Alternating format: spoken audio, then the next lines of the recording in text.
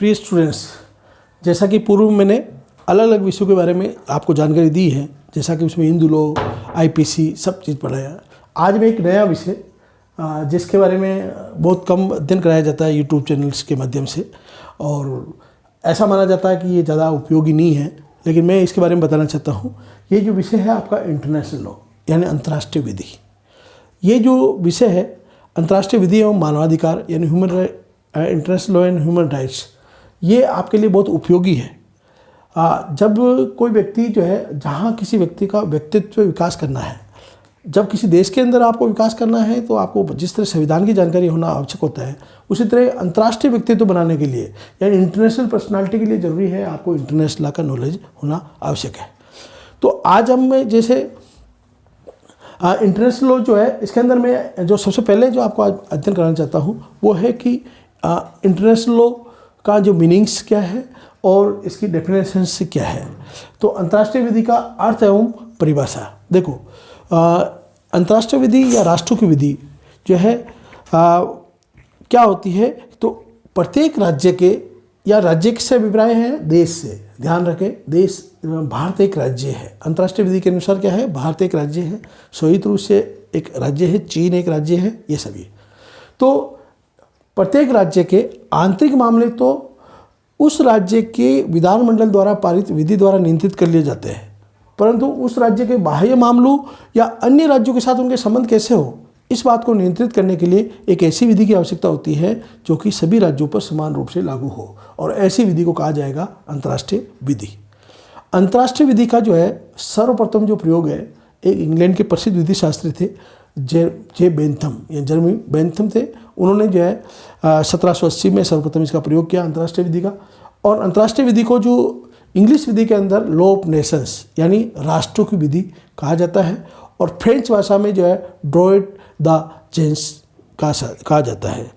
ये जो है इसके पर्यायवाची शब्द मान सकते हैं या उसको इसके अलग अलग नाम बोल सकते हैं। तो ये हुई अंतर्राष्ट्रीय विधि यानी अंतर्राष्ट्रीय, क्योंकि देखो जैसे भारत है, भारत के अंदर कौन सी विधि लागू होगी, भारत के जो कानून होंगे कौन बनाएगा, तो भारत का जो लेजिस्लेटिव है यानी विधानमंडल है यानी संसद है, वो जो है विधि बनाएगा। तो राज्य के अंतर्गत जो राज्य को नियंत्रित करने के लिए, भारत को नियंत्रित करने के लिए जो विधि होगी वो विधानमंडल द्वारा बनाई गई विधि होगी। लेकिन भारत के बाह्य मामले या अन्य राज्यों के साथ संबंध कैसे हो, इस बात को नियंत्रित करने के लिए जो है आपको अंतर्राष्ट्रीय विधि के हिसाब से चलना होगा। तो अंतर्राष्ट्रीय विधि वो होती है जो अन्य राज्य बाह्य मामलों या अन्य राज्यों के साथ संबंध स्थापित करने के लिए कार्य करती है, ठीक है ना, और वो सभी विश्व में सभी पर समान रूप से लागू होती है। अब इसको जो परिभाषित करने की बात आई वो जो है एक ओपेनहाइम था, यानी अंतर्राष्ट्रीय विधि का जो है अंतर्राष्ट्रीय विधि शास्त्री, इंटरनेशनल जस्टिस जूरिस्ट, ये जो है इंग्लैंड का प्रसिद्ध विधि शास्त्री था। और इसने जो है सर्वप्रथम जो है 1905 में जो है इसकी एक पुस्तक थी इंटरनेशनल लॉ, उसके 8वें संस्करण में जो है अंतर्राष्ट्रीय विधि को परिभाषित किया। और वो परिभाषा कहती है कि राष्ट्र की विधि या अंतर्राष्ट्रीय विधि उन रूढ़िजन्य तथा परंपरागत नियमों के समूह के नाम को कहते हैं जिन्हें कि अधिकांशतः सभ्य राष्ट्र अपने पारस्परिक व्यवहारों में बंधनकारी मानते हैं।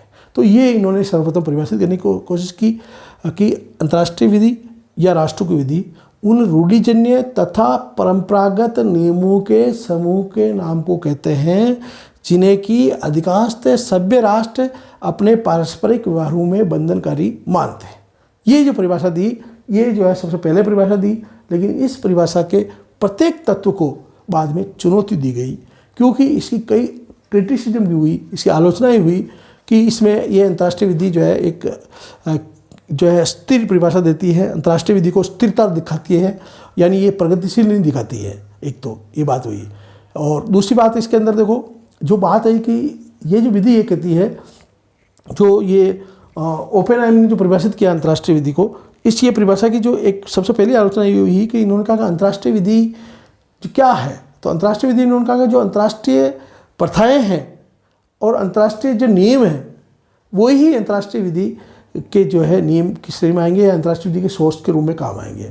ये बात जबकि वर्तमान में सही नहीं है, क्योंकि सभ्य राष्ट्रों द्वारा स्वीकृत विधि के जो सामान्य सिद्धांत है, जैसे एस्टोपल है यानी विबंधन है, पूर्व न्याय का सिद्धांत है, न्याय साम्य सद्विवेक का सिद्धांत है, प्रतिस्थापन का सिद्धांत है। तो ये कुछ ऐसे सिद्धांत है ना जो आज अंतर्राष्ट्रीय विधि में अपनाए जाते हैं। तो इसलिए उन्होंने कहा कि जो है केवल अंतर्राष्ट्रीय विधि का विषय जो है, अंतर्राष्ट्रीय विधि का जो नियम है, उन्होंने कहा अंतर्राष्ट्रीय प्रथाएं और अंतर्राष्ट्रीय जो नियम ही है या संधियाँ ही है, वो बात सही नहीं है। दूसरी बात ये आती है कि अंतर्राष्ट्रीय विधि का विषय क्या होगा। तो क्योंकि जो ओपेनहाइमर की जो परिभाषा है वो ये कहती है कि अंतर्राष्ट्रीय विधि का मतलब राज्यों की विधि, यानी उन्होंने अंतर्राष्ट्रीय विधि का विषय केवल राज्य माना गया, जबकि ये वर्तमान संदर्भ में सही नहीं है। क्योंकि अंतर्राष्ट्रीय विधि का जो विषय है न केवल राज्य है बल्कि व्यक्ति भी है, क्योंकि व्यक्तियों पर भी लागू होती है। क्योंकि राज्यों के अंदर कौन निवास करते हैं, व्यक्ति निवास करते हैं, तो इनडायरेक्ट रूप से जो है उन पर भी लागू होती है। दूसरा, अंतर्राष्ट्रीय संस्थाओं पर और गैर राज्य इकाइयों पर, यानी एनजीओ पर, नॉन गवर्नमेंट ऑर्गेनाइजेशन पर, यह भी एक अंतर्राष्ट्रीय विधि का विषय है। तो इसलिए उन्होंने कहा कि अंतर्राष्ट्रीय विधि का विषय जो राज्य होने की बात कही गई है वो वर्तमान संदर्भ में सही नहीं है। फिर इन्होंने जो एक आलोचना हुई इसकी, कि ये कहता है कि अंतर्राष्ट्रीय विधि जो है, जो सभ्य राष्ट्र, यानी जो लाइन आई इसकी कि जो अंतर्राष्ट्रीय विधि या राष्ट्रों की विधि उन रूढ़िजन्य तथा परंपरागत नियमों के समूह के नाम को कहते हैं जिन्हें कि अधिकांशतः सभ्य राष्ट्र अपने पारस्परिक व्यवहारों में बंधनकारी मानते हैं। तो सभ्य राष्ट्र शब्द है, तो इन्होंने ओपेनहाइमर ने सभ्य राष्ट्र के अंदर केवल पश्चिमी राष्ट्र या यूरोपीय राष्ट्रों को ही माना, जबकि ये बात सही नहीं है। क्योंकि चीन और भारत जैसी जो देश है, जो 5000 पुरानी सभ्यता है, उनको उन्होंने सभ्य राष्ट्र नहीं माना। इसलिए जो है इस ओपेनहाइमर की परिभाषा की काफ़ी आलोचना हुई। फिर ओपेनहाइमर ने खुद ने माना ये, और इसके बाद ओपेनहाइमर का जो एक नवीन संस्करण है, जो इसका नया 90वें संस्करण के अंतर्गत जो है दो लेखक थे, यानी ये कह सकते हैं कि जो है संपादक थे, जिसका नाम था सर रॉबर्ट जेनिक्स और जो है सर आर्थर वाट्स।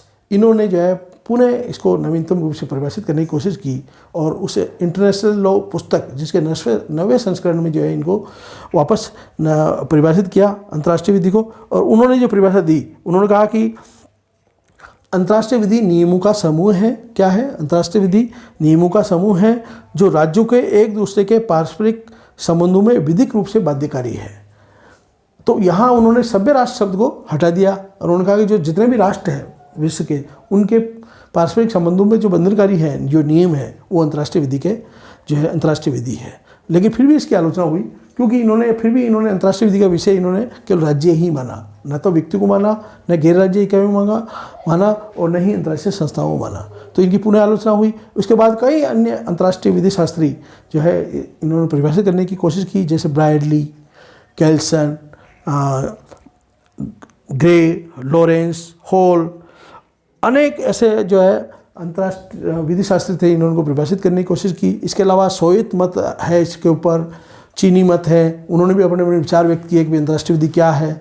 इसके अलावा जो स्थायी अंतर्राष्ट्रीय न्यायालय थे, उनके कुछ निर्णय थे एसएस लोटसवाद वाले मामले में, फिर है क्वीन बनाम केन के मामले में, West Rand Central Gold Mining Company वाले मामले में, इनमें भी जो है अंतर्राष्ट्रीय विधि को परिभाषित करने की कोशिश की। लेकिन ये परिभाषा भी जो है एक तरह से अंतर्राष्ट्रीय विधि को पूर्ण रूप से परिभाषित नहीं कर पाए। फिर उसके बाद जो अब ये जब क्वेश्चन खड़ा होता है, जब तो अंतर्राष्ट्रीय विधि वास्तव में है क्या, यानी अंतर्राष्ट्रीय विधि की सबसे उचित और सर्वश्रेष्ठ परिभाषाएं कौन कौन सी हैं, यानी उसको अंतर्राष्ट्रीय विधि किसे कहेंगे।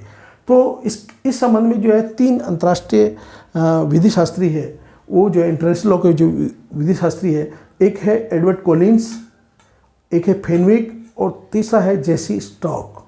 ये 3 ऐसे अंतर्राष्ट्रीय विधि के जो है विधि शास्त्री है, जिन्होंने जो है अंतर्राष्ट्रीय विधि की उचित और सर्वोत्तम परिभाषा दी है। इन परिभाषाओं में सबसे पहली जो परिभाषा है आपकी एडवर्ड कॉलिन्स।